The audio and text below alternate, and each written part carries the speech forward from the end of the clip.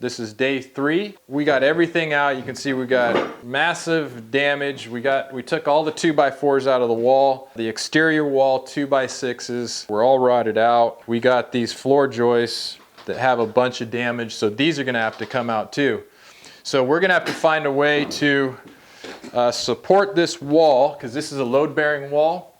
You can see we took out these studs and we got about 4 feet span with no support at all. We got a header. So we're gonna actually have to support this header to pull everything out and get everything out here. Our rim joist, unfortunately, is also rotted out, so that all has to come out. Took all the siding off. So yeah, we got our work cut out for us, so here we go. So what we have here is we have a dropped subfloor. So this area was dropped to allow for the mortar bed, which is going to be really nice when we reconstruct it. It's already going to be at the right level for a curbless entry. So these joists are meeting up with the rest of the house floor joists right here. So what we need to do is pull all of these joists out and then get a new beam and post in here to support the splice. And then we're going to go back in, slip our joists in here. Combination of Sawzall, pry bars, and cat's paw. We got those out. So these joists should be ready to come loose, but before we do that, we need to support it with the post and beam. So I think that's our next step, is to get our beam installed, and then we can cut these all the way out and then put them back up.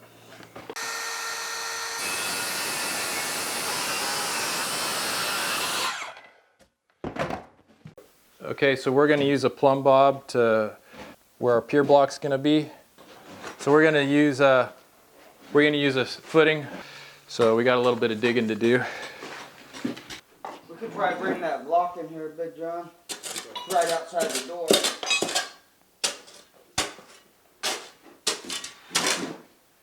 So we're using that rapid set concrete mix. Yeah. It says on the bag, it says very rapid setting. Super duper. Yeah. You get this at Home Depot. It's the same company that makes the brown mortar that we use. But yeah, it goes off very fast, so don't add water till you're ready. It's already up right now. Yeah, without water.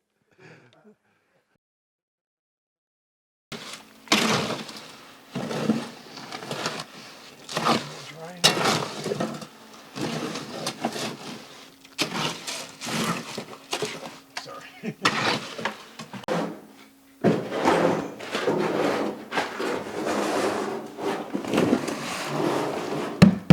Here's that right there, John. Okay. Hold on, Ronnie. Let me get this. The plumb bob. So now you can get an approximate where it's going to go. You want to go down more? Yep. You're going the wrong way. No, I'm going to go down on this side. Yeah. Okay, that's good. Good. Okay, cool. Should I move this around more, or? No, you're good.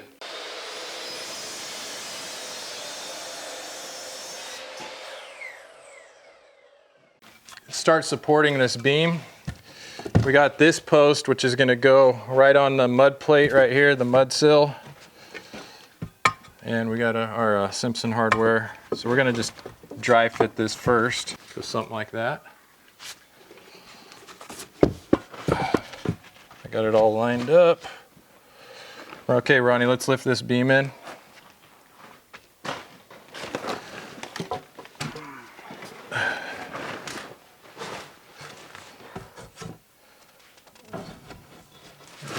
Go ahead and slide it all the way to the wall. There we go.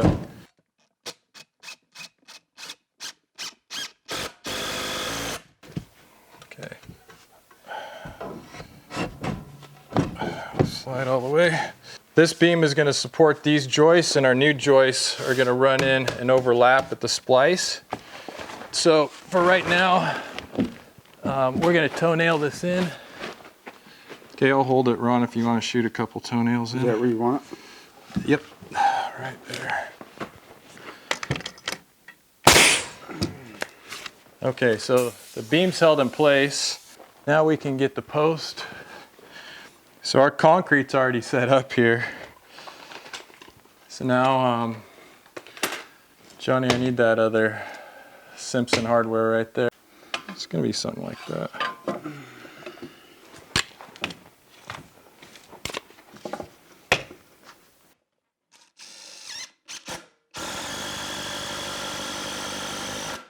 .35 3/8.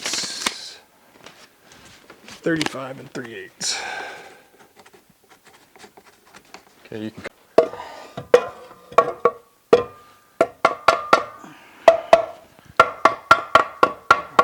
Nice cut. Nice cut. Hold on. There you go.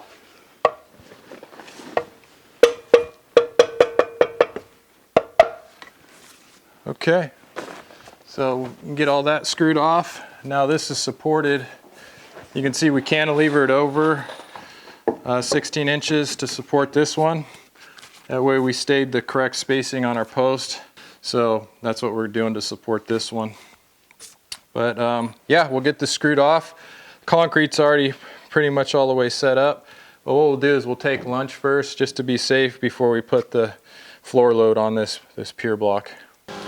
All right, so when most people think about California, you think about beaches or movies, whatever, Hollywood, but Northern California is really unique. I mean, we're in really one of the most beautiful places on the earth. The climate here is amazing. We got mild winters, get pretty hot summers, but humidity stays low. So we're at the base of the Sierra Nevada mountains in the foothills. And historically, the Maidu Indians called this place their home. So what's unique about this property, what we have here is an acorn grinding site. So the Maidu Indians, they used to grind their acorns in these things. So they'd take their acorns from the oak trees, they'd put them in here, and they'd use rocks like a mortar and pestle.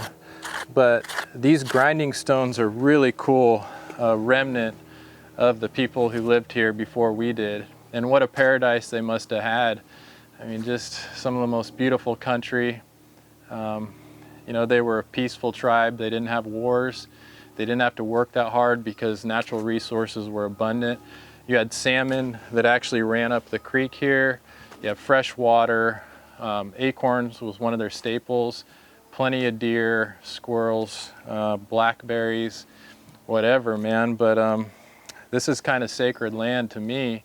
This is my home, Northern California. I love it dearly. And there's a lot of negativity about California and our politics and everything. But I think people don't really understand a lot of the stuff that we have here in Northern California and why I think it's important for us to fight for what we have. You know, I'm not just going to move out to some other state because I don't like things around here. This is my home, and I invite you guys to come on in too. If you're in another state where you're not making enough money, wages are great here. The county that we live in here in Placer County has really moderate politics. We're actually a red county.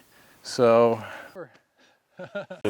all right, so we got the rim joist ripped out, put back in. You can see this load-bearing wall is just hanging, so we're gonna work fast and try to get this supported. We got our floor joists all cut, so we're going to start putting these up, and then we should be able to get the subfloor on, and then get some supports up here to hold it overnight.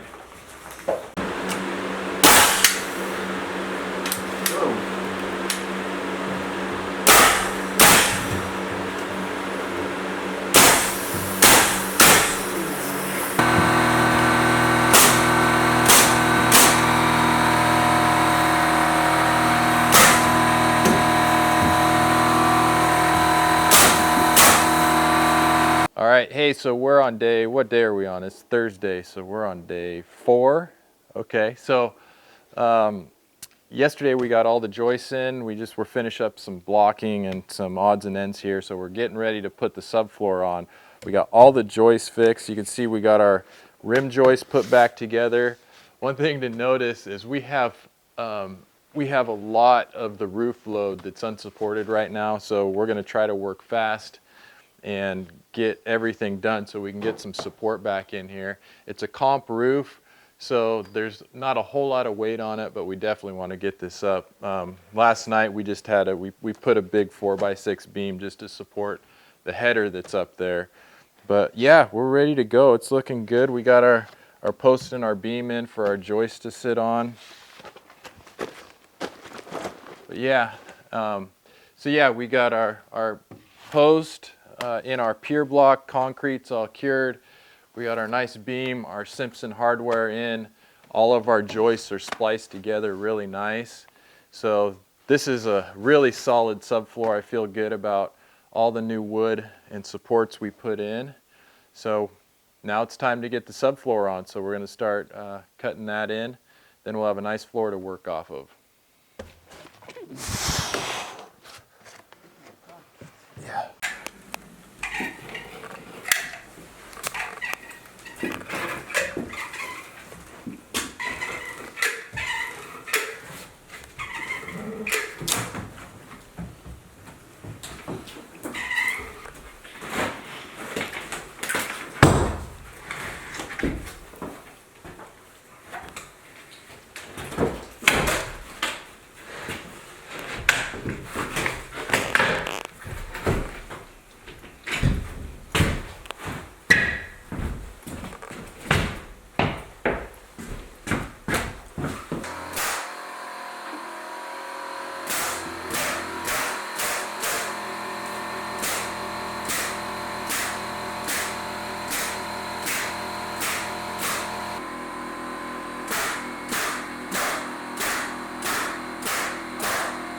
Okay, so over the course of when we pulled this out and put it back in, I noticed that everything had sagged because as you can see, this header right here is taking the whole roof load. I mean, we have like 12 feet of unsupported roof load. So what had happened is everything sagged down just a little bit. I mean, that would have thrown the window out of level and everything. So what we did is we got this car jack, put a little 4x6 block on it. And this is a good trick if you do need to jack anything up. Just use a car jack and put it up as high as you need to. So we're about level. You can see the bubble on there. So this is gonna hold.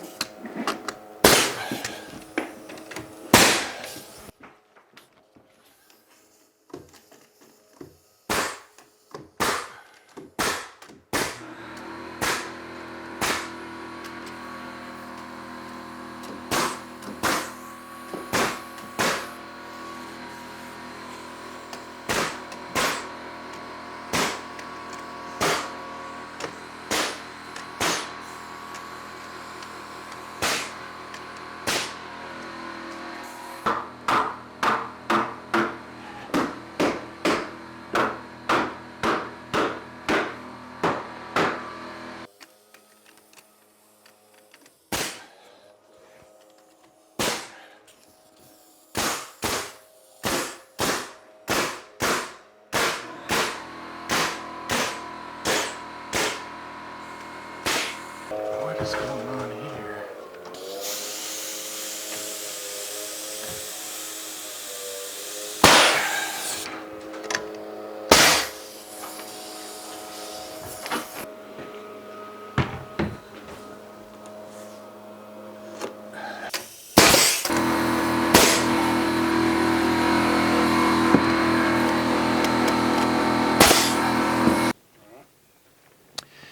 Okay, so we're wrapping up the end of day 4 here, and we got a ton of progress. I'm really happy with what we got done. We got new wood in everywhere. I want to take a moment to talk about how important it is when you do run into dry rot, when you do run into stuff that you see that's not right, get it out of there. If that means you have to hire somebody else, that means you're going to do it yourself. But It's actually pretty simple. I mean, we had 2 days of demo and then we had 2 days of rebuilding it. And we're not framers by trade. We can do it. But in 2 days, we got everything back in. You know, take those 2 days to get all of the bad stuff out and the good wood back in. Start with a good foundation. So I see too many bathrooms where people have seen some termite damage or some dry rot damage, and they slap their drywall, their hardy backer, and their tile right over it. And that stuff continues to spread like cancer and just make it worse. So we got a good foundation here to build upon, and I hope in 30 years when they take our tile out that they're going to find all of these studs just like they are today.